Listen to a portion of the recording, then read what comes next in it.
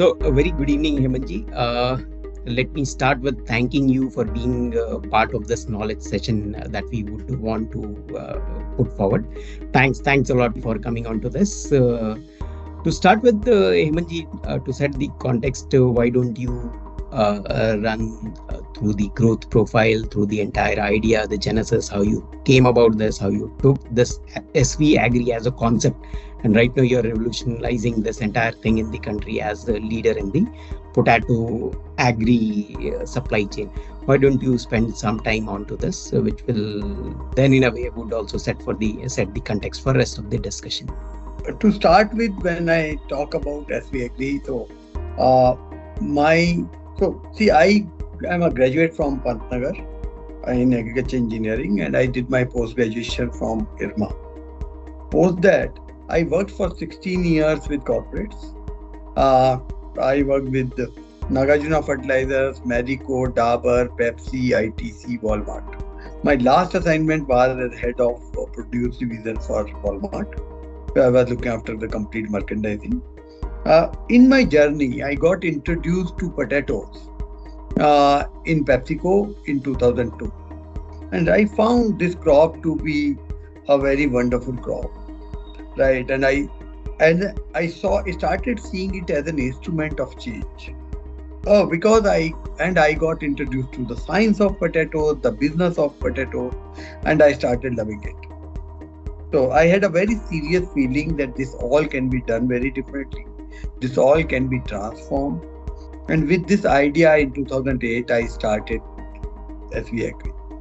And then onwards, it has been a journey of learning and right. So we started trading in potatoes. Soon, because we always believed without technology, and when I say technology, is not that soft tech, but very, very hard tech, that you cannot create value and capture value. So we soon started working on seed varieties, sourcing different seed varieties. So it is not about only sourcing the variety itself.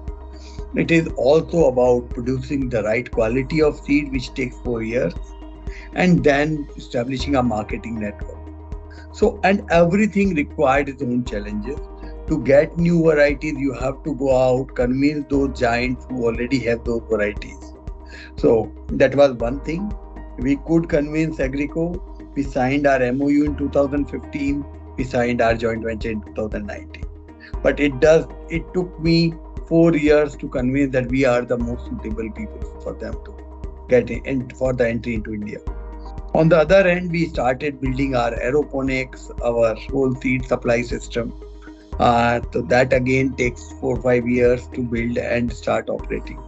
The next one, also very critical part, is the ability to transact. So you may have a great thing, you may have a great variety, great seed, but if you cannot sell it to the farmer, then also your all efforts are zero.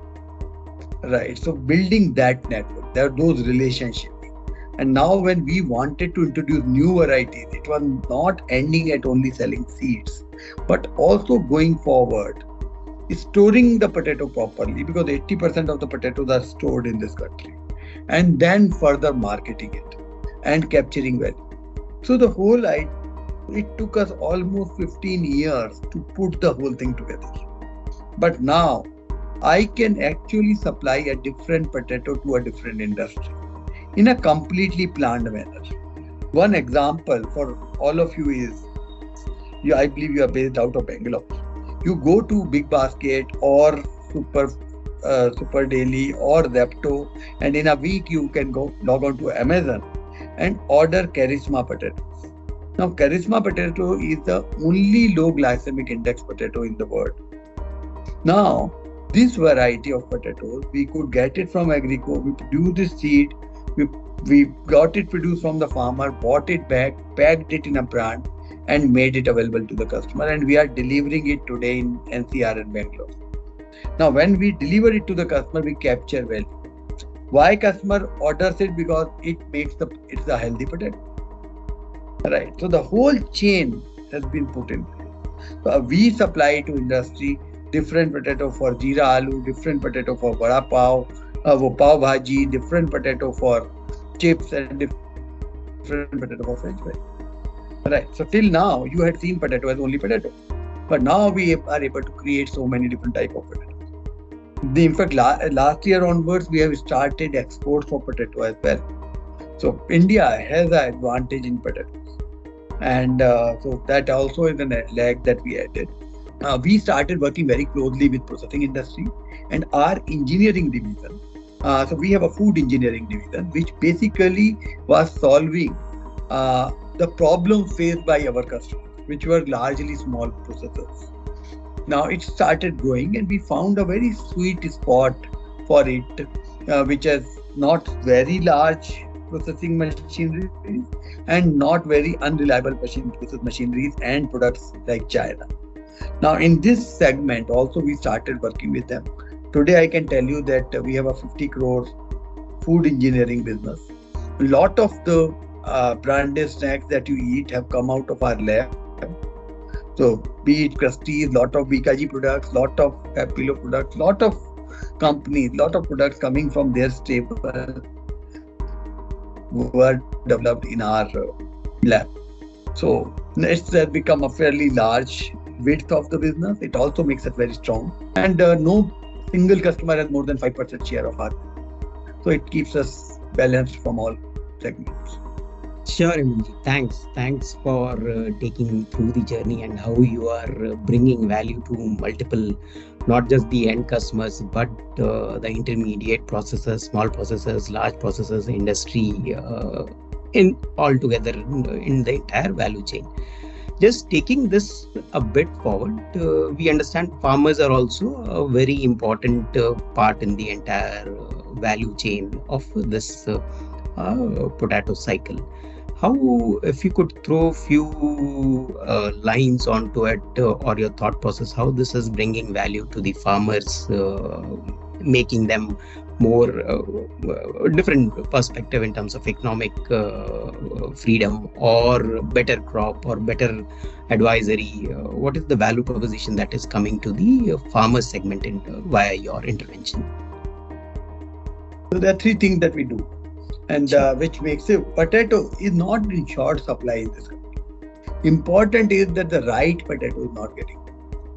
So today, if you look at, there are so many news that you will come across potatoes getting sold at 3 rupees and 5 rupees and all that. And there are so many protests happening. Why are these protests happening? Because these potatoes are not good for any processing. These are only very high yielding variety, but very, very low shelf life.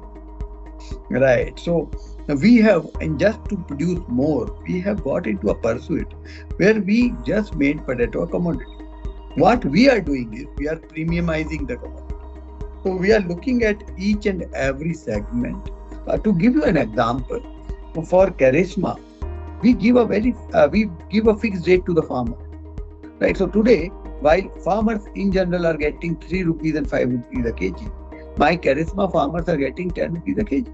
A customer who is diabetic, who are being asked not to eat potato, can enjoy those potatoes. I am a diabetic and I enjoy those potatoes. So my thing is that if you are able to capture or create value, then it can be shared, and definitely the farmer will be benefit from this.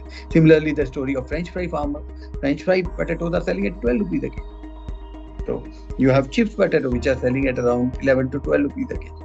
But whereas the other normal potatoes are 3 to 5 rupees a kg. Question is which part of the segment that you are catering. Are you creating some value or you are not creating some value? That's where the whole game lies. Sure. So it's more about providing the right quality of the potato to be grown at the requirement, as per the requirement. Completely understand that point, Hemantji, and I think a lot of value that is your company is creating in this entire respect. Yeah, moving on to this, you talked slightly on the technology part, that how it has started impacting at various parts of the entire value chain. Would really be our pleasure to understand a bit more how at different points, right from growing, even let's say even before that, from demand analysis or forecasting to appropriately getting the correct growth or the seeds, identifying the farmers, then entire logistics, storage, how the technology, you are using technology to aid this entire supply chain. I will talk about both hard tech and the soft tech. Sure, Right. So sure, first I will start with the hard tech, because in the end we deal with potatoes, which are sure. physical products. Right. So and requires agriculture science. So we on our own first developed in 2015 aeroponics facility, and it is one of the very most successful aeroponics facility in the country. Our ratio of one plant to number of tubers is last season was more than 35. So that facility was completely done by our own team, in-house team. So that is where, when the seed production cycle, that is the most critical part of the chain. Second part is, as I told you, that you can grow good potatoes, but then you have to store potatoes as well as the seed. Now we went out, tied up with a company called Moe. Moe specializes into storage of onion, potato, and garlic. Now, from there, again, in West, the potatoes are stored in bulk. In India, we store it in bags. The store design is very different. So our technical team learned from them the basic principles and came out with a solution which was fitting the Indian cold storage. So that is the another part of it, so that the value created is not lost in storage. Otherwise, in India, though we have large number of cold stores, but those cold stores are largely cold rooms and nothing else. So we made them cold stores for potatoes. That is the part two of it. We had to then standardize all our parameters, everything. We had a long journey, but in the end, today we have those parameters by which we can manage those stores well. So we have our own R&D lab today, where we make different products from our raw material. We are able to then solve a lot of processors problems. So once a processor can come into our lab, he can define his desired product. We then develop it in our lab. We give him the options. He selects it. We design the whole plant and we execute the plant. So now, what started as a consulting arm of the company has eventually evolved as the whole full-fledged division of the company, solving processors, complete this thing. And almost 15 to 20% of our engineering products are getting exported. So today we have all the major players in Southeast Asia, Middle East, Eastern Europe as our customers. So that's how we have used the hard tech. Now I will come to the soft tech. So today we are on SAP. Now using this software, all my backend is paperless. So we can just send all this thing electronically. Dispatch reports come on electronically. In the shop, all the things are handled online. The invoice is generated online. Billing is done online. And in the end of the day, we can audit who all have bought the material, what rate, what is the cash balance, what is the stock balance. So that's how I believe we have been able to use both soft tech and hard tech for our growth. Sure, Hemant. Thanks for taking the technology part, how it has actually helped the entire supply chain evolve, and the way you have brought the Western knowledge and implemented it in Indian context. Remarkable, really remarkable. Moving on, Hemantji. End of the day, potato is an agricultural crop, and we all understand any crop in India is subject to vagaries of the climate, and there is a growing actual impact that is being felt of the climate change, that summers becoming more extreme, the winters becoming extreme, rains going completely coming as a havoc. So how do you see this climate change impacting the entire potato as an ecosystem? So potato, luckily, will be one of the least affected crops. So it is a very efficient crop if you look at it. In fact, one of the most efficient crops. Now, what we are doing is, one, introducing varieties which are more resilient to high temperatures, excess rainfall. Now, by introducing these varieties, especially in areas which are prone to this, we get success. So, I don't see climate change as a threat. I, in fact, see it as an opportunity. So, we have a variety called Napoleon. Now, it does not rot. So, for Kharif potato farmers, which are largely in Karnataka and Maharashtra in the western belt, it has been a boon. Because earlier they used to lose. In fact, 2 years back they lost almost 80% of the crop because of the non-seasonal excess rain. Now we have got this variety which rots 10% when the other variety which they were going with was rotting 80%. So for us it has been an opportunity. We are very specifically identifying and targeting the varieties which can grow in hot weather, varieties which can which can withstand very high rainfall in a short period of time.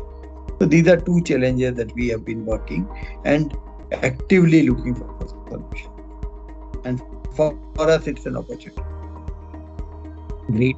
I really like when you say you take it as an opportunity where other crops and other entire agriculture sees it as a major debacle. Appreciate your thought process and the conviction that you are having behind this. Great. So this coming as an opportunity, and anyways, the big population of India itself presents a huge market opportunity for you for this particular segment, and even world is also a big market for this potato. Potato being one of the most accepted staple crops across many countries in the world. How do you overall see this entire market evolving, the potential, the opportunity when we talk at large? Though we are second largest producer of potatoes in the world, we consume around 125,000 tons of potato every day. But still, there is huge opportunity because, as I told you, it's a very efficient crop, and slowly efficiency will get rewarded, right? So this is one which will see minimum inflation in price. If you plot, this is a crop which has been growing by 3.5% CAGR without any government intervention. The one crop where government does not have any tool to intervene. It's perishable. It's so differentiated that you buy potatoes in Patna and you dispatch it to Bangalore, no one will touch it. Right. So every region has their own preferences, a different potato, everything is different. Now in this, but in the end, we relegated potato to only a potato. What we are saying is that how can we create value? How can I offer different potatoes? So when you go to the market, you want to roast potatoes, you will go and buy potatoes which are good for roasting. You want to make home fries, you will pick up the varieties which are good for frying, and not only produce them but also make it available to the customer and to the industry. Remember, more than 50% of potato in Europe is processed. So it's also a very, very huge processing opportunity coming here. So I still believe potato can still double in terms of its size in this country. We have an advantage in terms of production costs. It's only that we were not growing internationally accepted varieties that we were not able to export. Now, as the international companies have come in, more variety and choices have arisen for the farmer. I believe we will have much better export capabilities. That's correct. That's correct. With more acceptance and with more companies, international companies coming into our country and understanding and accepting the product, probably the gates for the international market would also start opening up all the more. Though our country itself, as you said, there is enough potential to just develop the market here itself. Stand that, Hemant, tremendous potential, tremendous opportunity that we are going after as an industry. How do you see, you touched briefly upon the government part not actually interfering or not actually touching in. But lately we have been seeing, even in the last budget, they have been, the budget also talked of digital in agri sector, improving the entire infrastructure in the agriculture sector, coming up with the agriculture accelerator funds to support new ideas into overall agri system. How do you see this